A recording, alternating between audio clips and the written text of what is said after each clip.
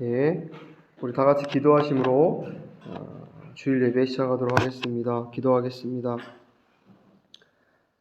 사랑의 하나님 아버지, 예수 그리스도의 그 십자가의 그 죽으심과 부활하심으로 말미암아 우리는 새 영이 되어 새 영으로 살아나가는 산자가 되었습니다, 주님. 하지만 우리가 그 사실을 잊고 아직도 처리되지 않은 육으로 혼으로 살아갈 때가 얼마나 많은지, 나의 생각, 나의 뜻, 나의 감정, 나의 느낌으로 살아갈 때가 많습니다, 주님. 주님, 우리는 온전히 성령 하나님의 인도하심 가운데서 영에 속한 사람으로서 살아나가는 그런 정상적인 그리스도인 되게 하여 주시옵소서. 그럴 때 우리 안에서 나오는 모든 것이 예수 그리스도의 인품으로 말미암아 그분의 성품으로 말미암아 지음 받아가는 그런 작은 예수로서 살아가는 우리 모습이 될 줄 압니다, 주님. 그때 그 삶이 하나님이 가장 기뻐하시는 삶이요, 참 가치가 있고 참 자유를 누리는 삶일 줄 믿습니다. 그 삶을 이미 십자가에서 다 허락하셨으니 그 삶을 누리며 경험하는 우리의 삶 되게 하여 주시옵고, 그럴 때 세상을 바라보고 다른 영혼들을 바라볼 때 우리가 예수 그리스도의 어떠함으로 바라보고 나아가는 그 모습이 될 줄 믿으며 살아가며 예수 그리스도의 이름으로 기도드렸습니다. 아멘. 우리 함께 나눌 말씀은 요한복음 12장 1절에서 11절 말씀입니다.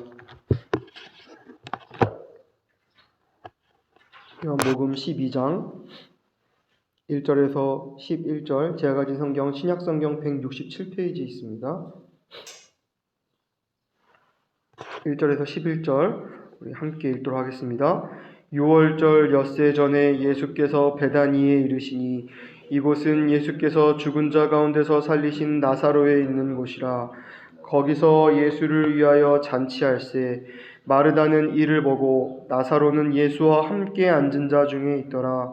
마리아는 지극히 비싼 향유 곧 순전한 나드 한 근을 가져다가 예수의 발에 붓고 자기 머리털로 그의 발을 씻으니 향유 냄새가 집에 가득하더라.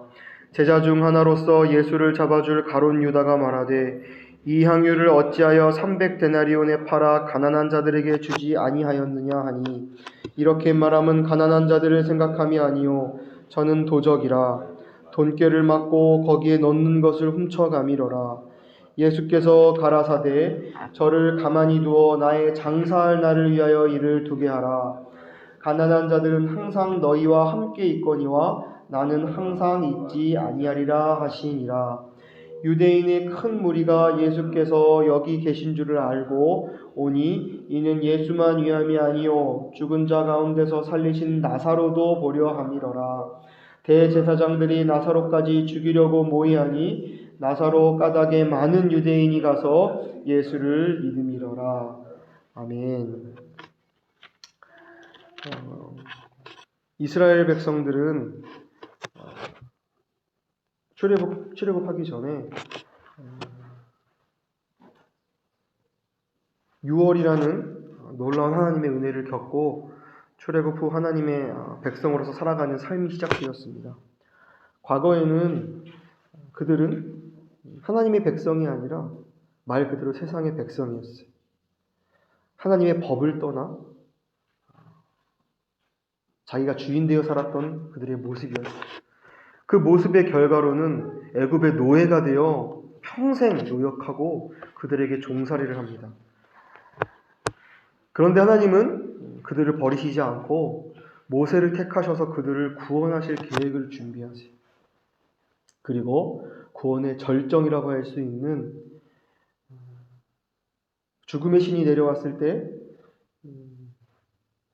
어린 양을 잡아 그 어린 양의 피를 문설주에 바르고 그 안에서 하나님이 먹으라고 한 음식을 먹으며 그 사망이 넘어가는 그런 놀라운 구원의 은혜를 경험합니다. 그 사건은 단순히 어린 양의 피를 잡아 문설주에 바르고 그 양을 먹었던 것은 단순히 그들에게 하나님이 허락하신 하나의 명령과 하나의 해프닝이 아니라 예수 그리스도의 죽음과 부활, 그분의 십자가를 상징하는 내용이었어요. 사실 그들은 죄로 말미암아 죽을 수밖에 없는 자들이었습니다. 하지만 하나님은 아들 예수 그리스도, 흠없는 어린 양 되신 예수 그리스도가 십자가에 못 박혀 죽으심으로 또한 피 흘리심으로써 그들의 죄를 사하시고 하나님이 그 예수의 피를 보고 그들의 죽음을 넘어가신 그런 일을 우린 이스라엘의 광야 생활하기 전, 출애굽하기 전 6월절의 모습을 통해 우리는 확인할 수 있습니다. 그런데 그 놀라운 구속의 은혜의 사건, 그것이 끝이 아니라 그것이 이스라엘 백성들의 삶의 시작이었습니다. 하나님은 그들을 통하여 분명히 말씀하셨어요. 너희가 젖과 꿀이 흐르는 가나안 땅으로 인도되어야 될 것이고 내가 거기로 가게 하겠다. 그래서 애굽에서 그 가나안 땅까지 가는 거리는 2주면 갈 수 있었어요. 그렇게 먼 거리가 아니었어요. 그런데 하나님이 광야 생활을 허락하시고 그들의 모습을 더 밝히 보여주셨습니다. 그래서 2주라는 시간 만에 갈 수 있는 거리를 40년이라는 시간을 통해서 광야 생활을 했던 것이죠. 신명기 8장 2절에는 하나님이 그들에게 광야 생활을 허락하신 이유가 분명히 나와 있습니다. 내 하나님 여호와께서 이 40년 동안 내게 광야길을 걷게 하신 것을 기억하라. 이는 너를 낮추시며 너를 시험하사 내 마음이 어떠한지 그 명령을 지키는지 아니 지키는지 알려 하심이라. 하나님이 이 광야의 길을 걷게 하셨다고 말하고 있어요. 그리고 그 광야의 그 생활을 통하여 그 40년의 시간 동안 그 이스라엘 백성들을 낮추시고 시험하사 그들의 마음이 어떠한지, 참 그들의 존재가 어떠한 존재인지 더 분명하게 깨닫게 하기 위하여 이 광야 생활을 허락하셨다는 것이죠. 이 이야기는 우리 그리스도인들, 현재를 살아가는 저와 여러분들에게 있어서도 적용되는 이야기입니다. 저와 여러분들의 삶을 되돌아볼 때도 우리는 분명히 예수 그리스도를 나의 구주로 영접하여 우리는 그리스도인, 하나님의 자녀, 하나님 나라의 백성이 되었습니다.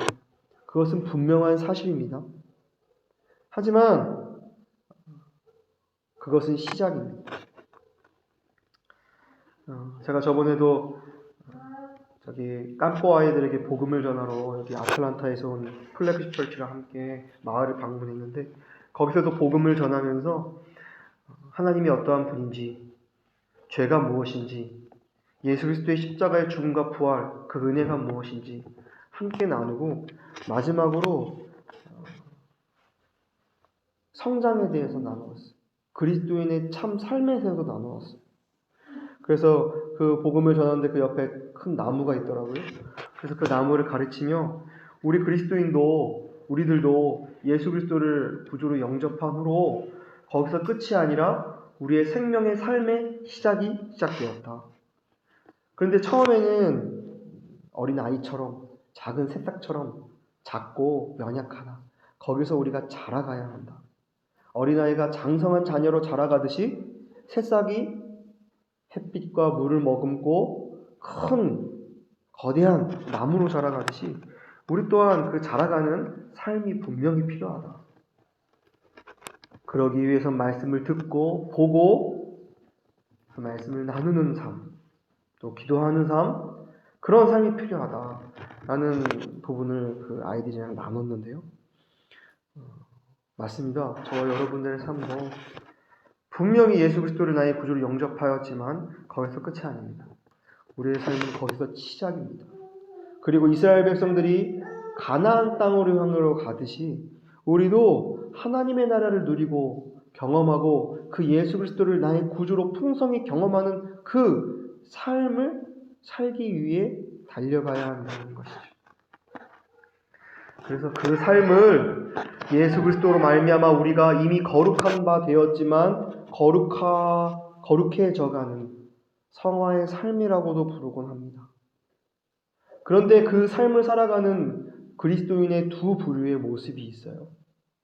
어떤 부류의 모습이냐면 첫 번째는 영에 속한 사람의 모습입니다. 이 모습은 그 성화의 삶을 잘 가는 모습이에요.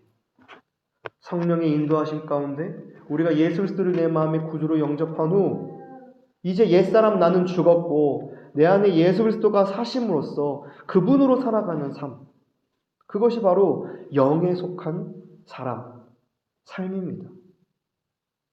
그 삶은 철저히 내가 배격되어지고 내가 주어지고 내 안에 예수로서 사는 삶이에요. 그렇게 사는 그리스도인이 있는 반면에 또 다른 모습으로 사는 그리스도인인데요. 바로 혼의 생명으로 사는 사람입니다. 즉 혼의 생명이란 육의 생명도 포함하고 있는데요. 이 육의 것, 혼의 생명은 사실 예수 그리스도와 함께 십자가에 못 박혀 죽을 때 우리의 모든 죄와 우리의 옛사람은 십자가에 못 박혔습니다. 죽었습니다. 그럼에도 불구하고 죽음으로 가는 처리되는 과정이 분명히 있는데요.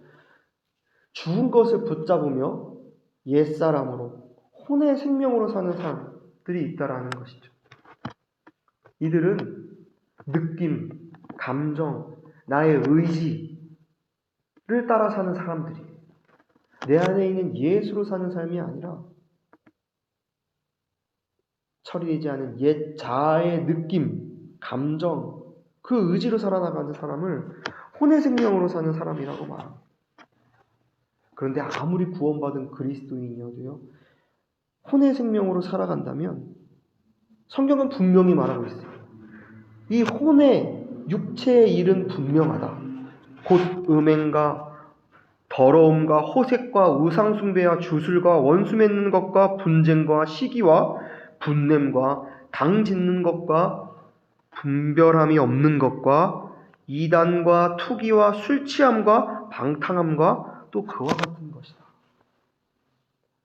아무리 우리가 그리스도인이라고 해도 영에 속한 사람임을 잊고 혼의 생명으로 살아나간다면 이 방금 제가 읽어드렸던 이 모습과 같은 것들로 살아나가게 된다는 것이죠.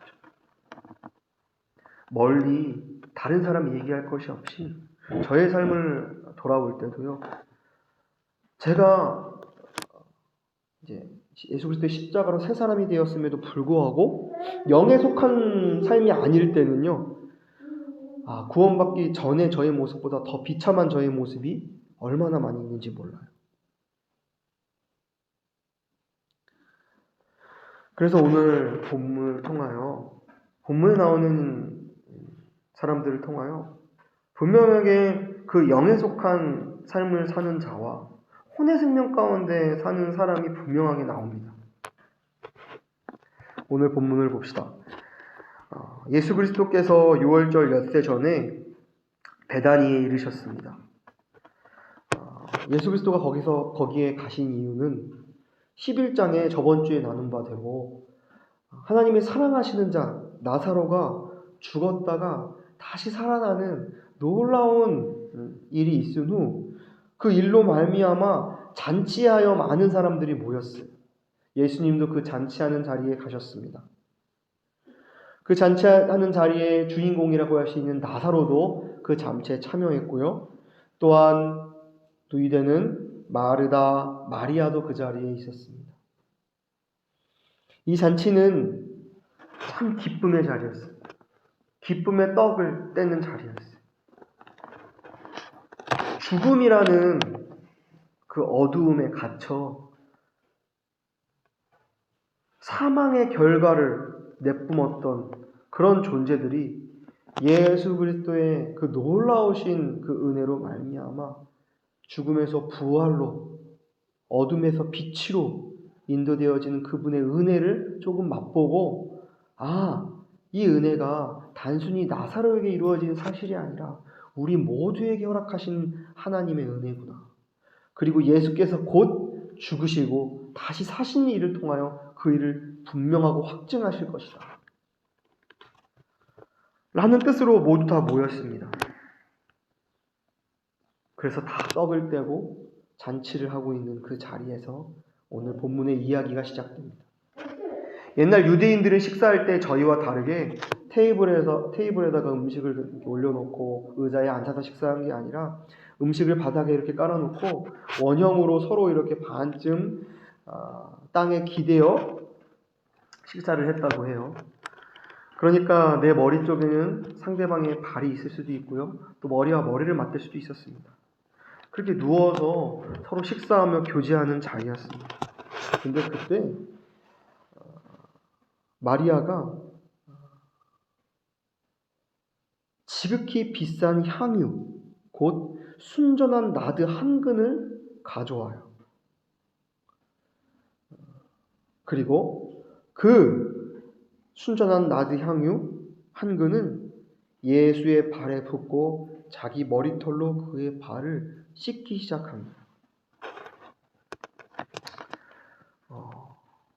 귀한 그 향유를, 그 기름을 예수의 발에 붓는 거예요. 사람들은 깜짝 놀랐습니다. 이게 무슨 일인가? 여러 가지 놀라운 포인트들이 있는데요.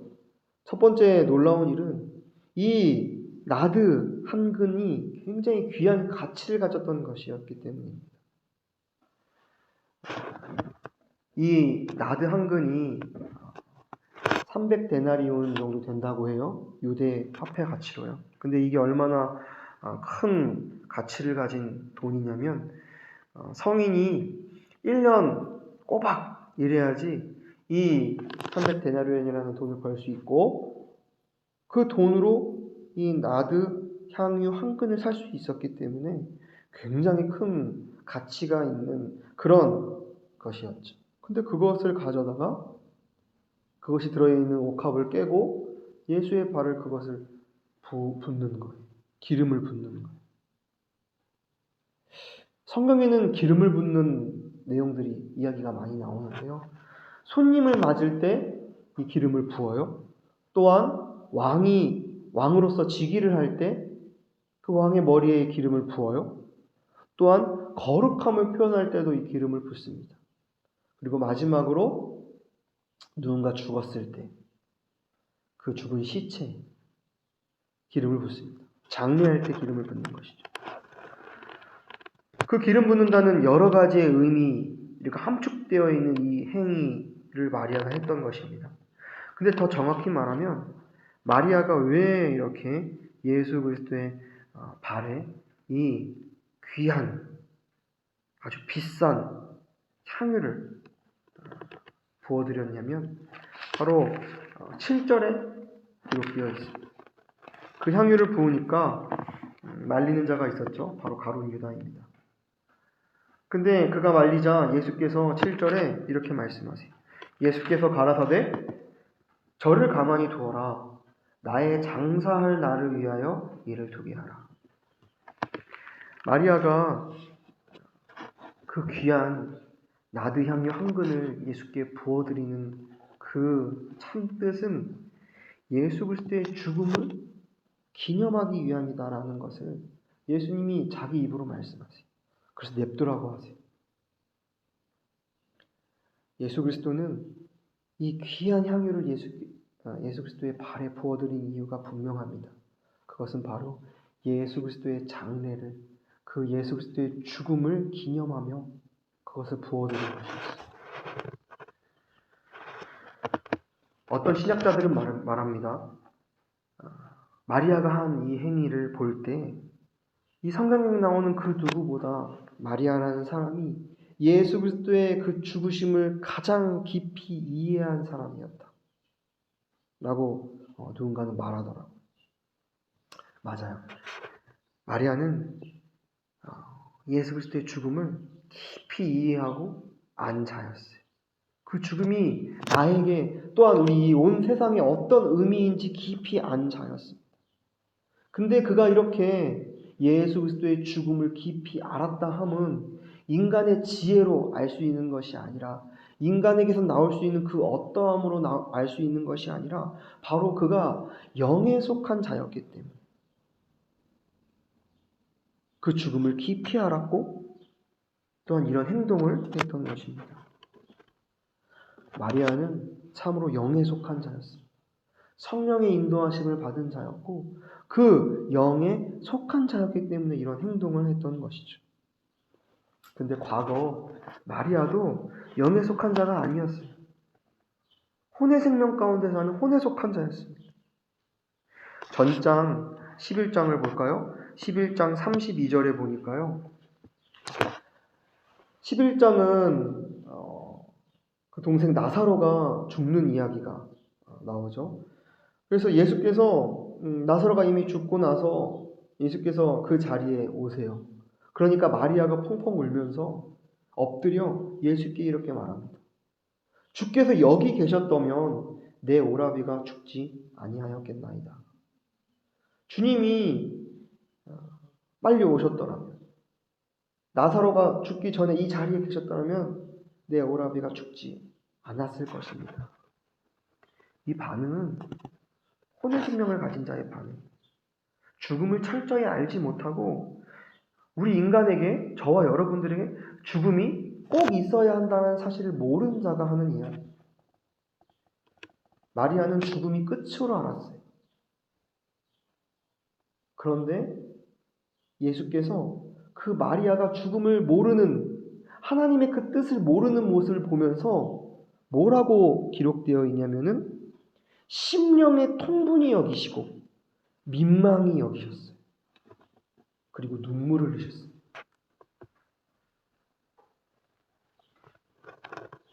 그 예수 그리스도의 모습을 보며 마리아는 무슨 생각을 했을까요? 저도 이 말씀을 묵상하며 곰곰이 깊이 묵상하는데 그런 생각이 들었을 것 같아요. 아, 내가 지금 몰라도 지금 뭐를 철저히 모르고 있구나. 이 나사로의 죽음, 이 죽음을 나는 생명의 끝으로 알고 어둠의 결과로 알았는데 사실 이 죽음은 우리 인생에 있어서, 나에게 있어서, 저와 여러분들에게 있어서 꼭 필요한 것이고 이 죽음을 통하여 참 생명이, 부활이 역사되는구나 라는 것을 분명히 알았을 것입니다. 그래서 예수 그리스도의 그 심령이 통분히 여기시는 것을 보고 민망히 여기시는 것을 보고 우는 것을 보고 아, 나사로의 죽음은 단순한 하나의 슬픈 소식이 아니라 우리에게 꼭 필요한 참 생명으로 나아가기 위한, 참 부활로 나아가기 위한 과정이구나 라는 것을 분명히 알았다는 것이죠. 그래서 마리아는 이제 알았습니다. 그리고 영에 속한 자가 되었어요. 예수 그리스도의 그 계시로 말미암아 자기 오라비 나사로가 사는 모습, 다시 살아난 모습을 보면서 아, 내가 잘못 알았구나. 예수 그리스도가 우리 가운데 오심으로 우리는 참 생명을 얻었고 그분이 죽으심으로 내가 죽고 그분이 사심으로 내가 살게 되었구나라는 것을 알았다라는 것이. 그래서 이제 마리아의 반응은 달랐습니다. 마리아의 그 행위는 달랐습니다. 그의 삶은 변화됐습니다. 그래서 오늘 본문에 이런 행위를 했던 것. 지극히 비싼 향유, 곧 순전한 나드 한 근을 가져다가 예수의 발에 부어드리는 것이죠.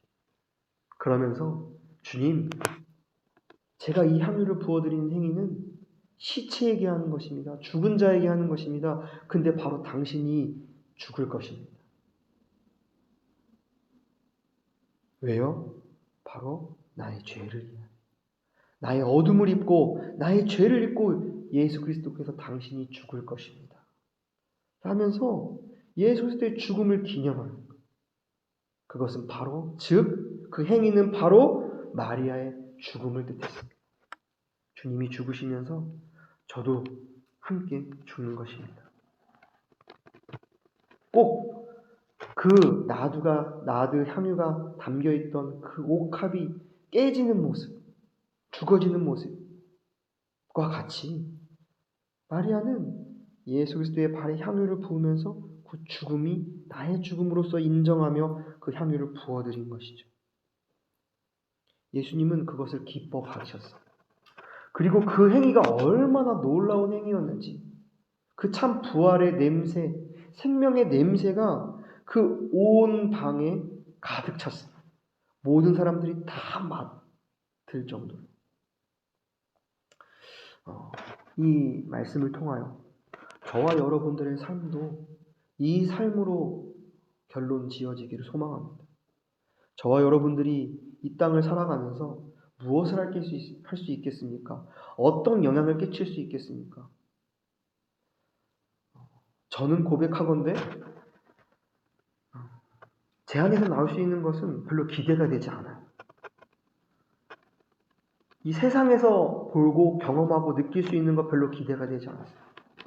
그런데 제가 기대하고 소망을 가지며 살아나갈 수 있는 것 하나는 한 가지밖에 없는데, 그것은 바로 내가 이미 예수와 함께 십자가에 철저하게 죽었다는 그 사실입니다. 그것을 날마다 경험하는 것.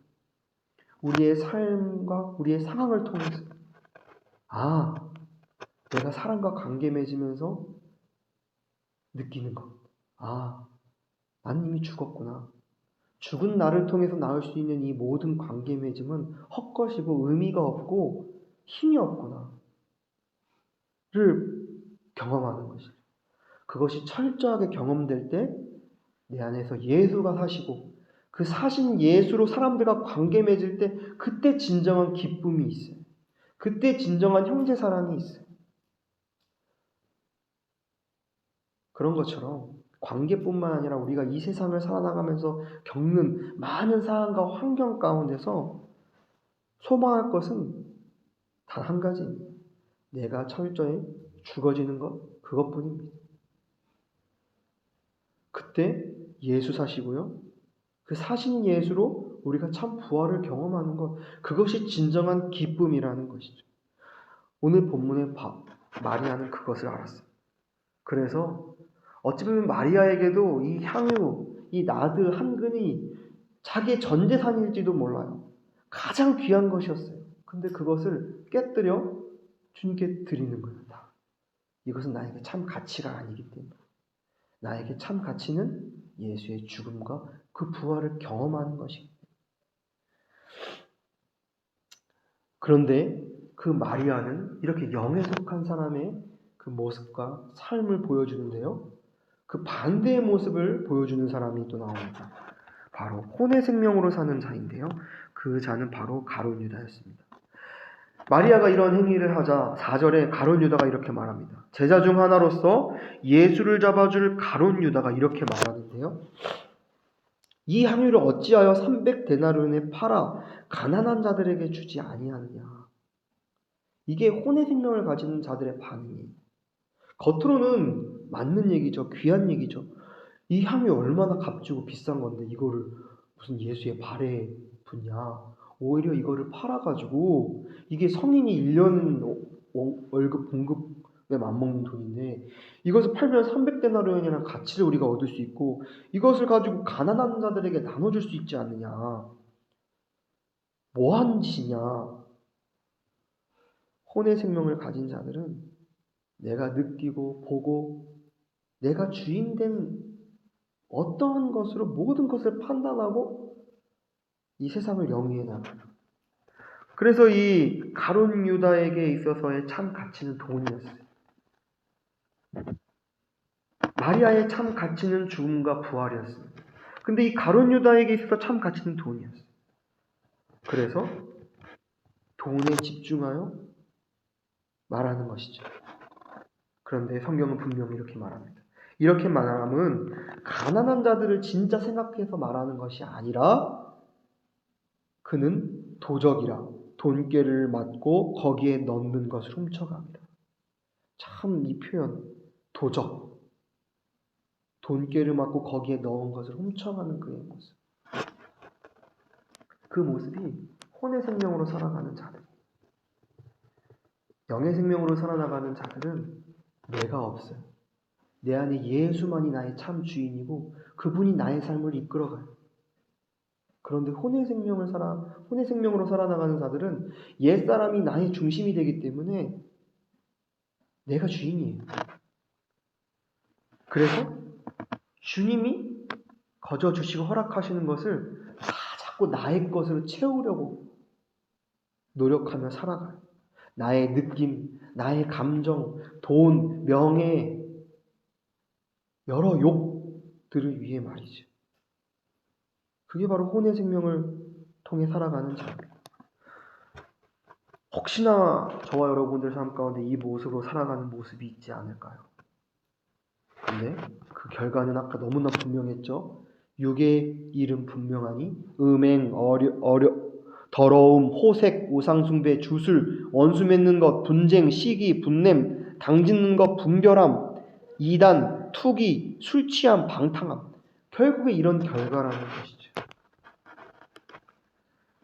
그래서 우리가 너무 잘 알듯이 가룟 유다도 이 혼의 생명으로 살다가 죽었습니다.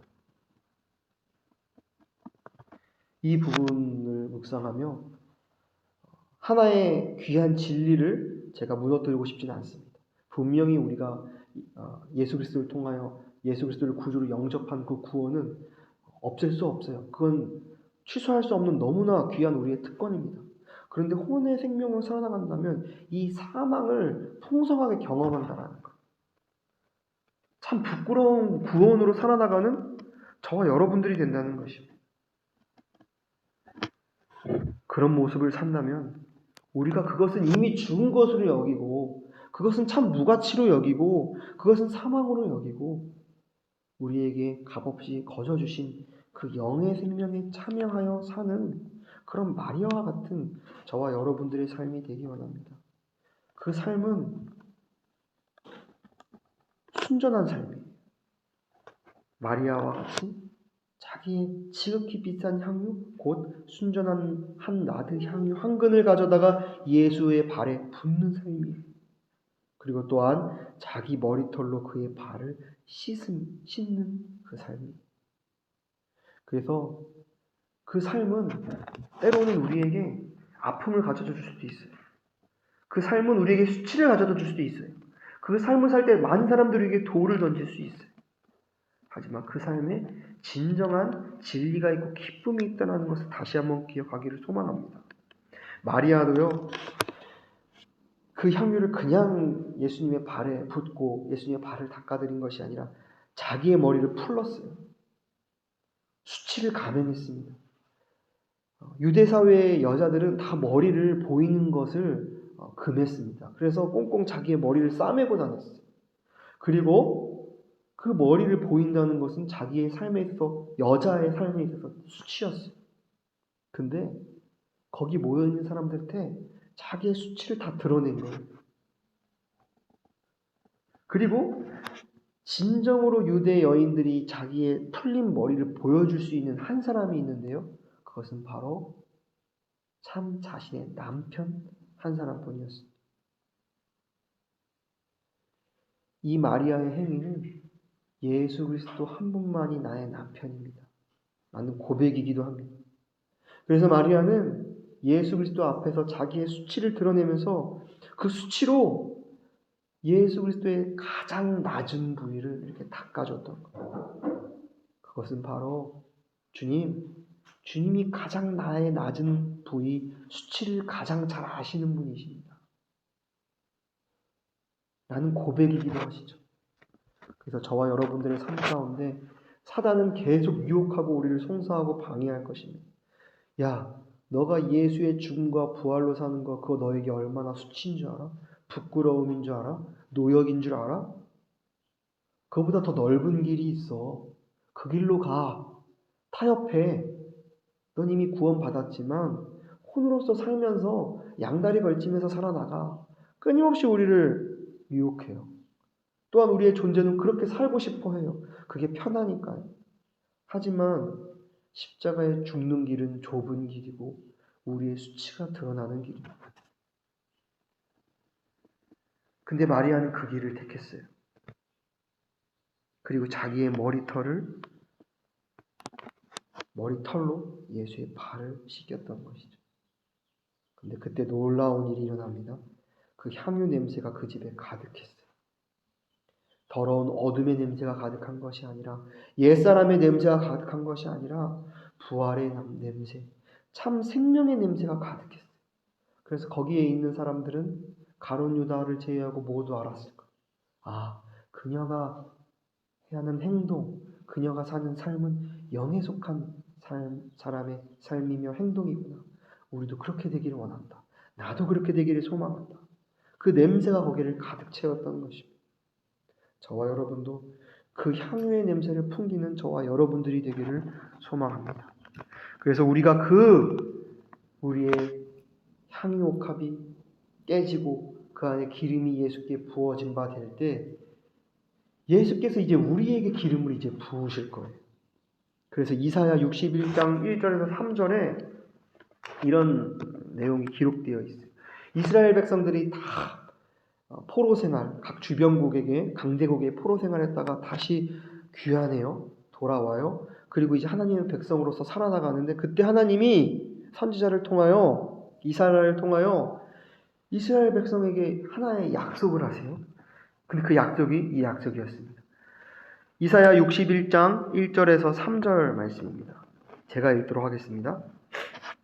주 여호와의 영이 내게 임하였으니 이는 여호와께서 내게 기름을 부으사 가난한 자에게 복음을, 포로된 자에게 자유를, 슬퍼하는 자에게 위로를, 찬송의 옷으로 슬픔을 대신케 하셨느니라.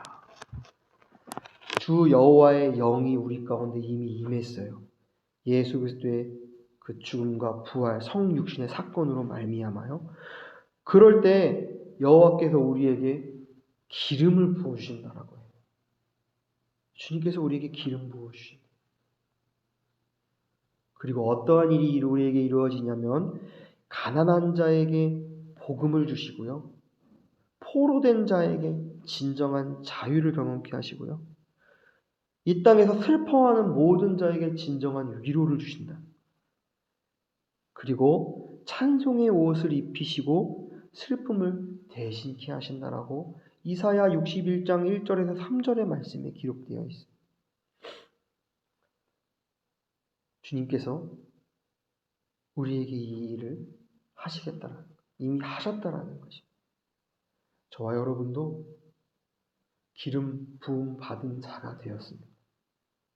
그래서 우리는 날마다 기름 붓는 우리의 삶이 되어질 때, 예수 그리스도의 죽음과 부활이 나의 것이 될 때, 그것이 이 인생을 살아가는 참된 이유, 가치이며 소망입니다. 그것을 우리가 경험하고 그것을 누리는 저와 여러분들, 우리 교회가 되기를 소망합니다.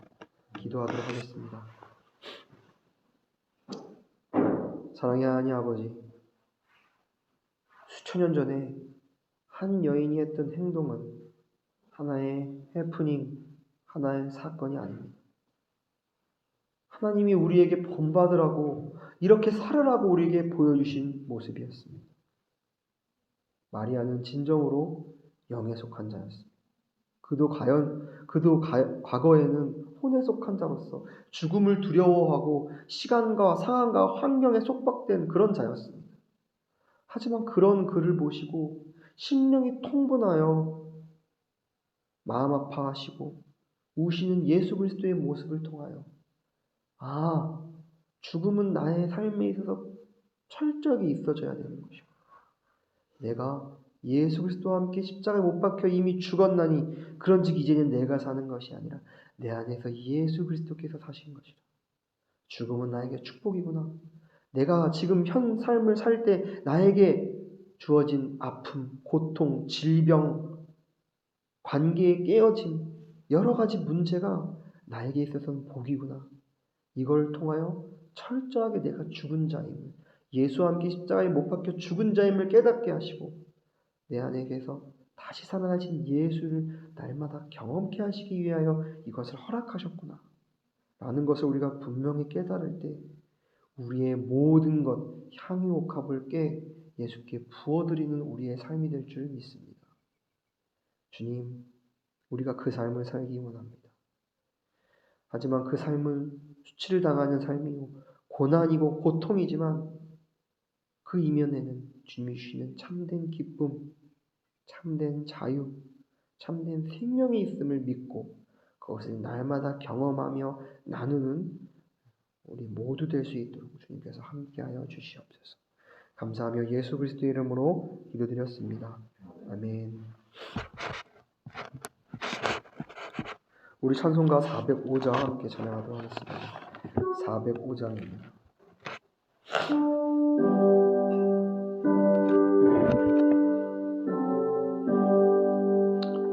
나 같은 죄인 살리신 주 은혜 놀라워 잃었던 생명 찾았고 광명을 얻었네. 큰 죄 아래서 건지신 주 은혜 고마워. 나 처음 믿는 그 시간 귀하고 귀하다.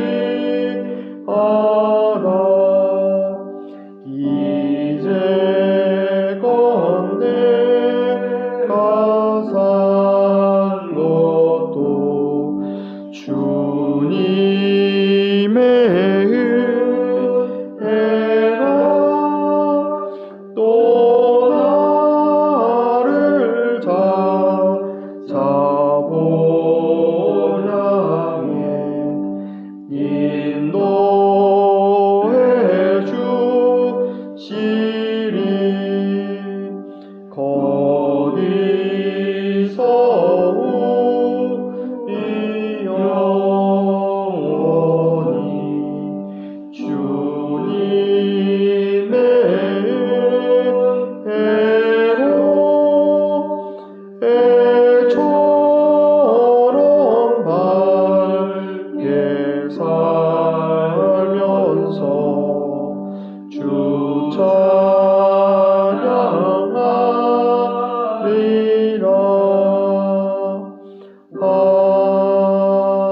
아멘. 지금은 우리 주 예수 그리스도의 은혜와 하나님 아버지의 사랑하심과 성령 하나님의 인도하심이 우리를 기름 부은 자로 주님께서 명하시며 정말 포로에서 자유를, 슬퍼하는 그 우리의 모습 가운데서 위로를, 모든 그 죽음에서 부활을 경험케 하시는 그 은혜가, 그 기름 부음이 이 말씀을 듣는 모든 영혼들에게, 각지 각처의 가정들에게, 교회들에게 함께하기를 축원하옵나이다. 아멘.